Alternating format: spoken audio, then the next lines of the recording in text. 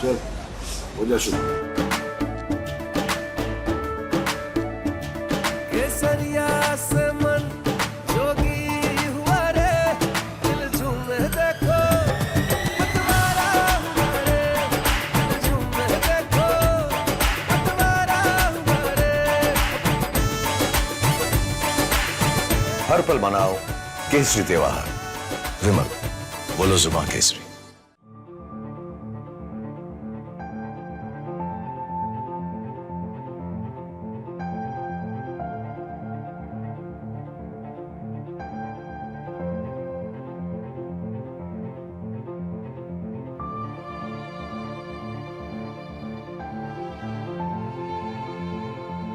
कि भारतीय जनता पार्टी और नरेंद्र मोदी जी ये चुनाव हार रहे हैं।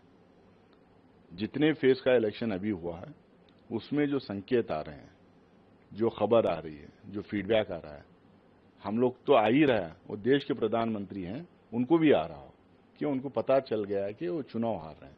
तो इसीलिए आप उनके बयान देखिए हर दिन, सुबह में एक बोल रहे हैं, दोपहर में एक बोल रहे हैं, शाम में एक बोल रहे हैं, जो आज बोल रहे हैं कल उसको कॉन्ट्राडिक्ट कर रहे हैं। अब उनको कुछ बचा नहीं तो पर्सनल एलिगेशन से लगाएंगे। आज संविधान को बचाने की लड़ाई घर घर पहुंच चुकी है। आज वोट जो इंडिया अलायंस को जो मिल रहा है वो संविधान बचाने के लिए। देश का बच्चा बच्चा जानता है कि पिछले 10 साल में किसने हमारे देश के संविधान की खिल्लियां उड़ाई, किसने हमारे प्रजाप्रभुत्व व्यवस्था को खत्म करने की कोशिश की है, किसने सीबीआई, ईडी, आईटी का दुरुपयोग किया, किसने जो हमारा right to freedom of speech, expression, ये सब खत्म करने की कोशिश की। और ये 400 पार का जो नारा क्यों लगाया था? जब आपको 272 चाहिए सरकार बनाने के लिए, आप 400 पार का नारा क्यों लगा रहे थे? इन्हीं के भारतीय जनता पार्टी के ही बड़े बड़े नेता, आरएसएस के बड़े बड़े नेता ने के बताया कि संविधान बदलने की जरूरत है। तो इसके खिलाफ आज वोट पड़ रहा है। तो आप लोगों को कंफ्यूज करने के लिए इस तरीके की बयानबाजी वो कर रहे हैं। कांग्रेस की वहां पे सरकार थी, जिस तरह का वहां पे डेवलपमेंट हुआ, आज गुड़गांव के नाम से पूरे हिंदुस्तान में नहीं दुनिया भर में जो जाना जाता है, ये कांग्रेस की देन है। हरियाणा में 2 टायर 3 टायर जो सिटीज डेवलप है वो कांग्रेस की देन है।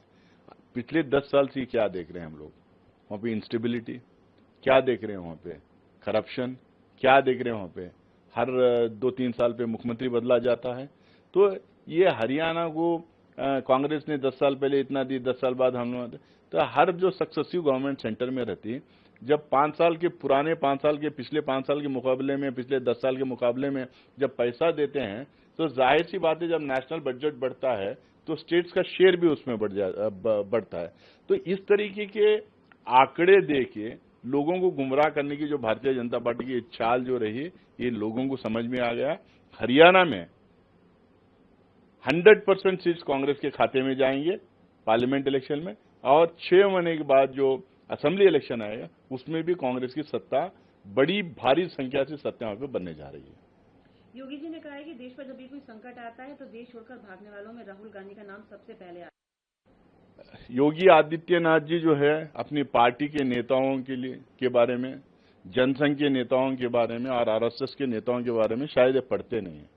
आजादी के आंदोलन से लेकर अब तक कितने लोग इनके नेताओं ने देश छोड़ के भागा, कितने लोग अंग्रेजों को माफीनामा लिख के दिया, कितने इनके नेताओं ने अंग्रेजों से पेंशन्स लिए, कितने लोग पुलिस इन्फॉर्मर्स मिले। ये सारी कहानी जो हम बच्चा बच्चा इस देश का जानता है। गांधी परिवार के 2-2 सदस्य अपनी जान पूरे देश के लिए अपनी जान गंवा बैठे हैं। राहुल गांधी जी जब जब जरूरत पड़ी आवाम के साथ जुड़े हैं, चाहे वो किसान हो, चाहे मजदूर हो, चाहे पार्लियामेंट के अंदर हो, चाहे पार्लियामेंट के बाहर हो, उनकी बात उठाने की कोशिश की, इनको डराने की, धमकाने की कोशिश भारतीय जनता पार्टी की, उनकी सदस्यता रद्द करके डराने की कोशिश की, लेकिन राहुल गांधी पीछे हटे नहीं। राहुल गांधी एक आइडियोलॉजी को, एक सोच को लेकर आगे बढ़ रहे हैं। वो कांग्रेस की सोच है, वो पीछे हटने का पीछे हटने का सवाल ही नहीं पैदा होता, बल्कि वो अकेले भी रहेंगे तो भी इनके खिलाफ खड़े रहेंगे। आज राहुल गांधी जी से इतना भारतीय जनता पार्टी क्यों डरती है? क्यों प्रधानमंत्री राहुल जी के बारे में बोलते रहते हैं, क्यों योगी आदित्यनाथ राहुल गांधी के बारे में बोलते रहते हैं, अमित शाह, पूरा भारतीय जनता पार्टी उनके पीछे क्यों पड़ी? क्योंकि उनको पता है कि एक आदमी जो बेखौफ तरीके से, निडर होके, जो इनके खिलाफ, इनकी नीतियों के खिलाफ जो लड़ रहा है, जो हमारे आजादी के आंदोलन के हमारे नेतागण जो ख्वाब देखे थे, उस ख्वाब को पूरा करने के लिए जो सोच लेके पूरे हिंदुस्तान में इनके खिलाफ खड़ा हुआ है, उनको इनसे डर है, इसीलिए उनके बारे में बार बार ये बात करते रहते हैं। पड़ रही हैं जी, बहुत ज्यादा। हम लोग यही काम करते हैं, छाया में आके बैठ जाते हैं, और शाम को लोई गर्मी, शाम को भी बहुत गर्मी पड़ती है जी। काफी दिन से हम यहाँ रहते हैं और बहुत ज्यादा गर्मी है जी। इस बार गर्मी से बचने के लिए क्या कर रहे हैं? कुछ नहीं, छाया में बैठ लेते हैं, 2-2, 3-3 बार पानी में नहा लेते हैं। और भी आराम? नहीं, कोई आराम नहीं जी, और ज्यादा पड़ रही है। कल से आज ज्यादा है, परसों से फिर आता। आपका नाम बताइए। चंद्र पड़िया। गर्मी तो बहुत है। अब हम लोग छतरपुर गए थे, छतरपुर से होके गुरु दर्शन के लिए गए, वहाँ से आके इंडिया गेट में घूमने आई हूँ। इंडिया गेट में घूमने आई हुई, बंदर बच्चों से बोलने लगा कि बंदर देखूंगी, तो बंदर दिखाने लेके आए। गर्मी पे बताओ। गर्मी तो बहुत है, गर्मी तो हालत खराब कर रहा है। गर्मी यहाँ पे तो ठंडा मिला, बैठ गए हम लोग। अब यहाँ थोड़ा तसल्ली मिला है। पानी वानी पी रहे हो क्या? हाँ, पानी पी रहे हैं। गर्मी से बचने के लिए तो पानी ही पीऊंगी ना। आइसक्रीम खा रहे हैं और वो निमका पी रहे हैं, पेप्सी। ऐसे कोई राहत नहीं गर्मी से। नाम बताओ। नाम से कुंतला।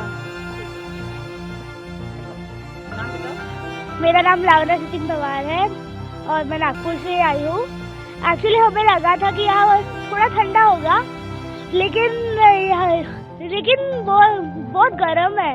गर्मी से बहुत परेशानी हो रही है मुझे बैग वगैरह लेने से, लेकिन गर्मी की वजह से मार्केट में जाने का मन नहीं हो रहा है, तो बहुत परेशानी हो रही है। क्या क्या खाया पिया ठंडा होने के लिए? अभी मैंने आइसक्रीम खाई, अभी कुछ देर हो गई, और मैंने जूस पिया था, अभी फ्रूट खाए, और हम कंटिन्यू पानी पी रहे हैं, लेकिन फिर भी प्यास नहीं बुझ रही।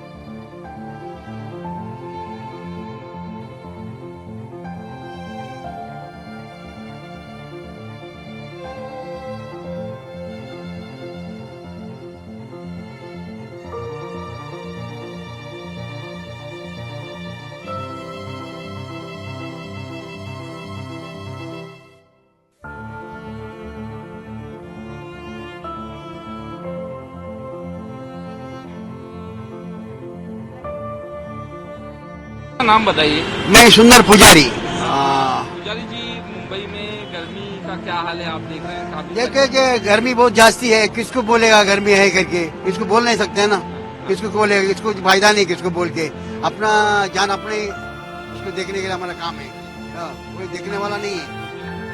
दो दिन बहुत हफ्ते से चल रहा है, गर्मी बहुत जास्ती है, 40 डिग्री से जास्ती है, और गर्मी भी है, और जमीन भी इतना गर्म है कि पूछो, चल नहीं सकता है। एक मंदिर में गए, मैं चप्पल गर्म हो गया मेरा, चल नहीं सकता, इतना गर्म है इतना, और पब्लिक भी हैरान परेशान हो रहा है ये गर्मी में, क्या बोलेगा, क्या बोल नहीं सकता है, ऐसा पोजीशन ऐसा है कि मुंबई का। आपका नाम बताओ। मेरा नाम है आमिर सोहेल। अभी मुंबई में आए हो, कैसी गर्मी क्या है, गर्मी का हाल और टेम्परेचर कितना बढ़ गया? मैं सुबह में ही आया मुंबई को, मतलब मैं कर्नाटका से रहने वाला हूँ, तो उधर तो बिल्कुल गर्मी बहुत कम है, और इधर तो बहुत ज़्यादा है क्योंकि समुद्र का किनारा भी है और ह्यूमिडिटी भी ज़्यादा रहती है। मतलब धूप तो तेज़ नहीं लगती बॉडी को, मगर क्या है गर्मी लगती है, मतलब पसीना बहुत निकल जाता है। इधर के लोगों तो बहुत मुश्किल है, मतलब अभी तो कुछ दिन और वेट करना पड़ेगा, इसके बाद बारिश होगा तो मौसम बिल्कुल ठंडा हो जाएगा। थोड़े दिन और है, थोड़े दिन गर्मी गुजार लेंगे। मेन क्या है, टूरिस्ट लोगों को बहुत तकलीफ हो जाएगी इससे। Thank you. नाम बताइए। मेरा नाम यूब खान है। भाई, मुंबई में किस तरह की गर्मी है, अभी कितने दिन से गर्मी बढ़ गई, क्या बोलूं? ये मुंबई में आज एक हफ्ते पहले बारिश हुई है, बारिश के कारण की वजह से इतनी बढ़ गई गर्मी कि हाथों में घमौरिया लाल लाल होने लगे। गर्मी मतलब ऊपर रहेगा क्या है पता नहीं, कि मुंबई में सीजन है बरसात का भी चालू होने वाला है, पर गर्मी इतनी है, ठंडी तो हमारे मुंबई में गिरती ही नहीं है, खाली बरसात और गर्मी ज्यादा होती है, इसलिए मतलब पूरे बदन में लाल लाल लाल लाल पूरा ऐसा एलर्जी हो गई पूरी ऐसी।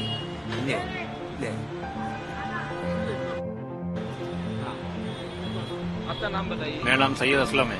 सैयद भाई, बारिश अपना मुंबई में गर्मी का क्या हाल है, क्या कहना चाहिए? गर्मी अब इतनी ज्यादा गर्मी है कि पसीने से सर से लेकर पैर तक आदमी पूरा बदन पूरा गीला हो जा रहा है, और बदन में खुजली चली हो गर्मी की वजह से, घामुली हो गई है, दांत हो गए, गर्मी बर्दाश्त के बाहर हो गया है, इसमें पब्लिक कभी चक्कर आ जा रही, बेहोश हो जा रही है, ऐसा क्लाइमेट यहाँ का ऐसा है।